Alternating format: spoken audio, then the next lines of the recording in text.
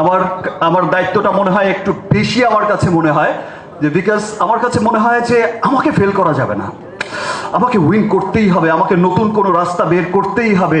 যেই রাস্তায় চলবে আমার পেছনের সবাই, যে রাস্তায় চলবে সিয়াম, যে রাস্তায় চলবে আজকে যেই ছেলেটা নতুন এসেছে, আজকে যে মেয়েটা নতুন এসেছে, ওর পথ চলাটাকে আমি আরো ইজি করে দিয়ে যেতে চাই। বিশ্ব জয় করেছে শাহরুখ খান, তার পেছনে রণবীরও সেই সুবিধা নিয়ে যাচ্ছে। এটাই সিস্টেম, এটাই আসলে হয়। এখন ধন্যবাদ জানাতে চাই মেহেদী হাসান হৃদয়কে। অ্যাকচুয়ালি ও আমাকে নেয়, মানে আমি ওকে নেইনি, ওই আমাকে নিয়েছে। এত চমৎকার গল্পের ছবি বরবাদ।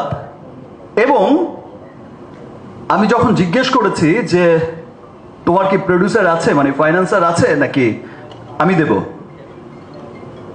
বললো যে ভাইয়া আমি আপনাকে এইটুকু বলতে পারি, আপনার এ যাবৎ ক্যারিয়ারের যত সিনেমা হয়েছে তার চাইতেও যদি বড় বাজেটের সিনেমা না করতে পারি তাহলে আপনি আমার সিনেমা করবেন না।